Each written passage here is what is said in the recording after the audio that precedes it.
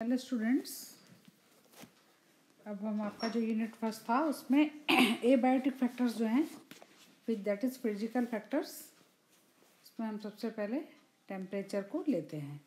तो टेम्परेचर जो है सबसे इम्पॉर्टेंट फैक्टर होता है फिजिकल फैक्टर में, और इसी से वहाँ का क्लाइमेट, वहाँ की इकोलॉजी, वहाँ पे किस तरह का फ्लोरा और फोना पाया जाएगा, ये डिसाइड होता है। सो temperature is very important physical factor. Temperature is one of the most common ecological factor. It has an universal influence and it's frequently a limiting factor for the growth and distribution of animals and plants. ये एक बहुत ही ज़रूरी physical factor होता है, limiting factor होता है, जो कि प्लांट्स और एनिमल्स की ग्रोथ और डिस्ट्रीब्यूशन के लिए आवश्यक होता है। इट ऑल्सो कंट्रोल्स रिप्रोडक्शन, ये रिप्रोडक्शन को भी कंट्रोल करता है, रेट ऑफ एम्ब्रियोनिक डेवलपमेंट को भी कंट्रोल करता है, migration and number of behavioural characteristics of the organism. Migration को कंट्रोल करता है, बिहेवियर को कंट्रोल करता है। जैसे अपने जो माइग्रेटरी बर्ड्स आती है तो उधर साइबेरिया में बहुत ज़्यादा ठंड हो जाती है, तो वहाँ से हज़ारों किलोमीटर्स वो फ्लाई करके इधर गर्म प्रदेश में आ जाते हैं। बिहेवियर चेंज हो जाता है एनिमल्स का, जैसे कि हाइबरनेशन में चले जाते हैं कुछ एनिमल्स। मतलब इस तरह के तमाम डिफरेंट तरह के एग्जांपल्स पाए जाते हैं टेम्परेचर के कारण जो चेंज होता है। Now range of temperature, temperature की रेंज क्या हो सकती है कि नॉर्मली इसका जो एवरेज अपन मानते हैं रेंज, वो 0 से 50 के बीच में टेरेस्ट्रियल में होता है। ठीक है। The range of temperature varies greatly in different environments such as fresh water bodies, marine and terrestrial. सब में अलग अलग हुआ, फ्रेश वाटर में अलग होगा, मैराइन में सबसे ज़्यादा फ्लक्चुएशन टेरेस्ट्रियल में होगा। ठीक है। मैराइन वाटर में सबसे कम फ्लक्चुएशन होगा, और फ्रेश वाटर डिपेंड करता है कि वो डीप कितना है लेक, उस पर डिपेंड करता है। In the open water of ponds and lake temperature never falls below 0 degree. जो अपने पॉन्ड और लेक होते हैं इसमें 0 डिग्री से नीचे कभी नहीं जाता है। And in ocean never falls below -2.5 degree centigrade. जो ओशियन, जो अपना ओपन सी होता है, उसमें -2.5 डिग्री से नीचे कभी नहीं जाता है। The maximum temperature recorded in the marine water has been 36 degree in Persian Gulf. On land the minimum temperature of -70 degree centigrade has been recorded in Siberia. सबसे ज़्यादा जो कम टेम्परेचर ये रिकॉर्डेड है साइबेरिया का, -70। And the highest temperature of 60 degree in desert areas, जैसे कि सहारा के डेजर्ट में ऐसा होता है, 60 डिग्री टेम्परेचर हो जाता है। The temperature of hot spring में reach up to 100 degree centigrade. जो हॉट स्प्रिंग्स होते हैं उसमें 100 डिग्री तक भी हो सकता है। Now diagonal change variation in temperature.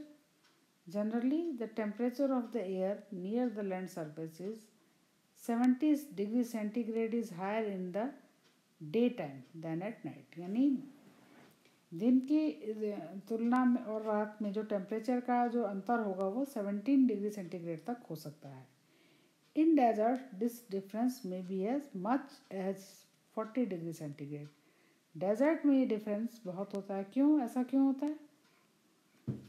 देखिए, आप रेगिस्तान में दिन जो है बहुत गर्म होते हैं, और गर्मी के दिनों में भी आप देखा होगा कि रातें बहुत ठंडी होती है। इसका ये कारण होता है, जो डेजर्ट में ये रेत होती है बहुत ही जल्दी गर्म होती है और बहुत जल्दी ठंडी होती है। इस कारण से दिन में बहुत गर्मी होगी और रात में टेम्परेचर कम होगा।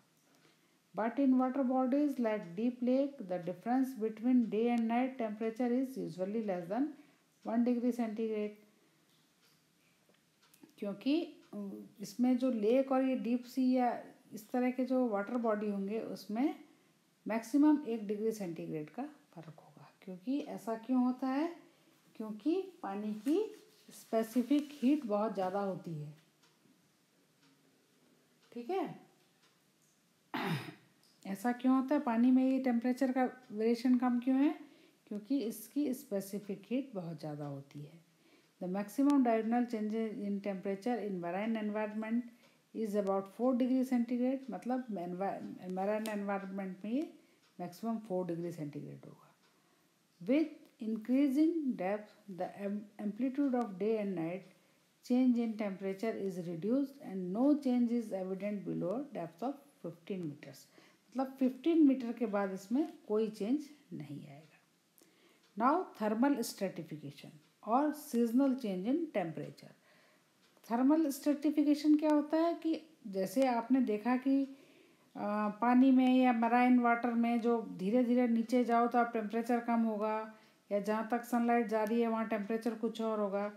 तो इस तरह से अलग अलग लेयर बन जाते हैं टेम्परेचर के. That is thermal stratification. और अलग अलग जोन बन जाता है. ऊपर टेम्परेचर ज़्यादा रहेगा, बीच में एक जो फेज होगा उसमें इन बिटवीन रहेगा टेम्परेचर फ्लक्चुएशन, और नीचे जो होगा कम होगा और वो फिर बदलेगा नहीं. तो इस तरह से एक थर्मल स्ट्रेटिफिकेशन आ जाता है. थर्मल स्ट्रेटिफिकेशन और seasonal change in temperature can be best studied in large deep lakes of the temperature region. Fresh water has maximum density at 4 degree centigrade. जो फ्रेश वाटर में टेम्परेचर होता है उसकी maximum density, सबसे ज़्यादा density water fresh water में कब होगा? जब टेम्परेचर 4 डिग्री सेंटीग्रेड होगा. Thus, any warmer or colder water will float on top of water of this temperature. इस तरह से कोई भी कोल्डर या वार्मर वाटर जो होगा उसके ऊपर फ्लोट करता रहेगा. During winter, the temperature falls and the surface water is frozen. सर्दियों में क्या होता है, आपने अक्सर देखा होगा, ये कश्मीर वगैरह में झील जम जाती है, फ्रोजन हो जाती है. This ice prevents the cooling of water below it. तो ये जो ऊपर आइस की लेयर बन जाती है वो नीचे का जो डीप पानी होता है उसका टेम्परेचर को चेंज होने से रोकती है. और इस तरह से जो डीप वाटर में जो ऑर्गेनिजम्स होते हैं वो सर्वाइव कर जाते हैं. With the onset of spring the ice melts till temperature rises up to 4 degree centigrade and entire mass of water has the same uniform temperature. ठीक है. In summer the atmospheric temperature में rise to about 25 degree centigrade. गर्मियों में क्या होगा, ये लगभग 25 degree centigrade तक बढ़ जाता है. This warms the upper surface layer of water to about 21 to 12 degree centigrade. तो पानी का अपर लेयर जो है काफ़ी गर्म रहेगा. The upper warm layer being lighter remain the top while the temperature of bottom layer is hardly 5 degree centigrade. देखिए ऊपर का 21 है और नीचे का 5 डिग्री सेंटीग्रेड है, काफ़ी फर्क है. तो इन दोनों के बीच में जो जोन होगा, in between the two limits lies an intermediate zone with varying temperature from 9 degree to 21 degree centigrade. तो ये एक बीच वाला जो जोन होगा आपका, इसकी दो लिमिट्स हो जाएंगी, एक अपर और एक लोअर लिमिट, और ये एक इंटरमीडिएट जोन बन जाएगा. This is the thermocline. ये क्या है? थर्मोक्लाइन है. And this is the zone of rapid vertical temperature change with the thermal gradient of 1% metre 1 degree centigrade per metre. 1 degree से मतलब 1 सेंटीमीटर 1 मीटर के साथ 1 डिग्री सेंटीग्रेड टेम्परेचर बढ़ता जाएगा. The upper warm layer are refer to as the epilimnion. ऊपर का गर्म layer है उसको अपन कहेंगे epilimnion, and the bottom cold layer are known as the hypolimnion. इस तरह से ये थर्मल स्ट्रेटिफिकेशन हो गया. बीच में थर्मोक्लाइन है, इंटरमीडिएट जोन, और ऊपर एपिलिम्नियन और नीचे hypolimnion. Similar seasonal cycle of temperature occurs in the ocean but it depends on the location and the season. ये लोकेशन और सीजन पर डिपेंड करेगा. किसमें? सी वाटर में.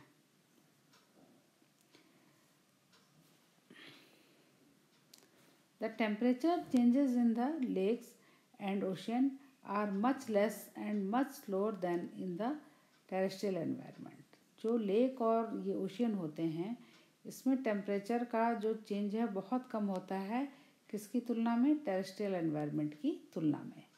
Further organisms can easily get out of excessive high or low temperature by a short journey into deeper water. जैसे upper layer में अगर ज़्यादा चेंज आता है टेम्परेचर में तो ऑर्गेनिजम्स शॉर्ट विजिट के लिए डीपर वाटर में चले जाते हैं अपने आप को सेव करने के लिए। Thus life in water is much easier than life on land. इस तरह से पानी में जो लाइफ है वो ज़्यादा आसान होती है किसकी तुलना में, life on land. But whenever unusual change in temperature occurs, dire results may follow high mortality of the aquatic organism. लेकिन कभी जब अचानक टेम्परेचर में फ्लक्चुएशन होता है या वेरिएशन होता है तो इसमें एक्वाटिक ऑर्गेनिजम्स की मॉर्टिलिटी रेट बहुत हाई हो जाती है।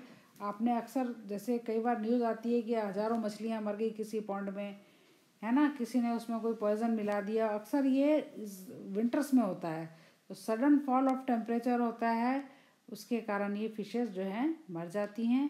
या कई बार सेम जैसे बहुत ज़्यादा अगर टेम्परेचर राइज कर जाएगा तब भी जो एक्वाटिक ऑर्गेनिजम्स की मॉर्टिलिटी रेट हाई हो जाती है। इस तरह से टेम्परेचर जो है बहुत ही महत्वपूर्ण होता है।